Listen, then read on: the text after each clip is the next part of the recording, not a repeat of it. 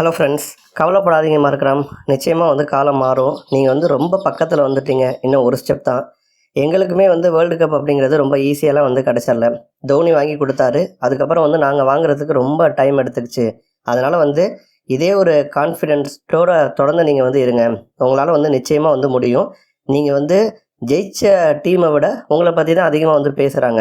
அந்த வெற்றி பெற்றவங்களை விட அந்த பக்கத்தில் நீங்கள் உங்களால் முடிஞ்ச எஃபோர்ட்டை கொடுத்துட்டீங்க. உங்கள் மேலே யார் மேலேயுமே குறை சொல்ல முடியாது. அந்தளவுக்கு பர்ஃபார்ம் பண்ணியிருக்கீங்க. இதுக்கே நீங்கள் பெருமை பண்ணணும். உங்களை நினச்சா எங்களுக்கு கர்வமாக இருக்குது. கடைசி வரைக்கும் ஒரு விஷயத்தை கிவ் அப் பண்ணிடக்கூடாது, விட்டுறக்கூடாது. உங்களை மாதிரி ஒரு போராட்ட குணத்தோடு இருக்கணும் அப்படின்னு நீங்கள் உலகத்துக்கே காமிக்கிறீங்க. அதனால் நிச்சயமாக உங்களால் முடியும். இதே கான்ஃபிடென்ட்டாக, இதே ஒரு ஹோப்போடு அடுத்த வேர்ல்டு கப்புக்கு நீங்கள் ரெடி ஆகுங்க. நிச்சயமாக உங்களால் முடியும் அப்படிங்கிற மாதிரி ரோஹித் சர்மா மார்க்கரா மற்றும் சவுத் ஆஃப்ரிக்கன் டீமுக்கு சப்போர்ட் பண்ணி பேசியிருக்காரு. இப்போ நம்ம ரோஹித் சொல்கிறபடி எடுத்துக்கிட்டோன்னா, சவுத் ஆஃப்ரிக்கன் டீம் இப்போ கிடையாது, 2023 எடுத்துக்கிட்டோன்னா ரொம்ப கஷ்டப்பட்டு ரொம்ப ட்ரை பண்ணுறாங்க. ஒரு சிம்பிள் உதாரணம் சொல்லணும் அப்படின்னா, 2023 மென்ஸ் வேர்ல்டு கப் நடந்துச்சு. அதில் செமிஃபைனலில் தோற்றாங்க.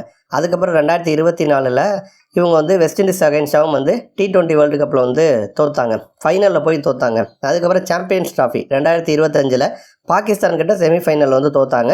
அதுக்கப்புறம் இப்போ திரும்ப 2026 T20 வேர்ல்டு கப்பில் செமிஃபைனலில் தோற்றுருக்காங்க. இப்போ இதுக்கு முன்னாடி நடுவில் ஒரு கேம் இருக்குது, 2024 T20 வேர்ல்டு கப்பு. அதில் ஃபைனலில் நம்மக்கிட்ட தோற்று இவங்க கோப்பையை வாங்காமல் விட்டாங்க. இப்போ இதில் நம்ம இந்தியன் கேமை விட்டுட்டு மீதி இருக்க 4 கேம்ஸ் எடுத்துக்கிட்டோன்னா ஒரு 5 பிளேயர்ஸ் கான்ஸ்டண்ட்டாக டீமில் இருக்காங்க. மார்க்ராம் இருக்கார், அடுத்து நமக்கு மார்க்கோ ஜென்சன் இருக்கார், கேசவ் மகாராஜ் இருக்கார், டேவிட் மில்லர் இருக்கார், ரபாடா இருக்கார். இப்போ அந்த 5 பிளேயர்ஸும் ஒரு 3-4 வருஷமாக கண்டினியூஸாக அவங்களால முடிஞ்ச எஃபோர்ட்டை கொடுத்துட்டே இருக்காங்க. பட் அவங்களால டீமை ஜெயிக்க முடியல. அந்த நாக் அவுட் கேமில் என்ன நடக்குதுன்னே தெரியல. ப்ரெஷராக அப்படின்னு புரியல. இத்தனைக்கும் சவுத் ஆஃப்ரிக்கன் பிளேயர்ஸும் மற்ற வெளிநாட்டு வீரர்கள் மாதிரி தான் இந்திய பிச் அப்படிங்கிறது அவங்களுக்கு ரொம்ப பரிச்சயமான ஒரு பிச்சுன்னு சொல்லலாம். அவங்கள IPL ஆடுறதுனால நம்ம கிரவுண்டு எப்படி இருக்குன்னு அவங்களுக்கு நல்லாவே தெரியும். அப்படி இருந்துமே கூட இந்த ஈடன் கார்டன்ஸும் கல்கட்டா கிரவுண்டுமே அவங்களுக்கு தோல்வியை தான் கொடுத்துட்ருக்கு. இதுக்கு முன்னாடி நம்ம 2023 51 வேர்ல்டு கப்பு செமிஃபைனலில் ஆஸ்திரேலியா கிட்ட 3 விக்கெட் வித்தியாசத்தில் தோல்வியை சந்திச்சாங்க. இப்போ நியூசிலாந்து கிட்ட 9 விக்கெட் வித்தியாசத்தில் தோல்வியை சந்திச்சிருக்காங்க. அப்போ பெரிய ஒரு ஹோப்போடு இருந்தாங்க. ஆனால் தொடர்ந்து தோற்றுக்கிட்டே இருக்காங்க.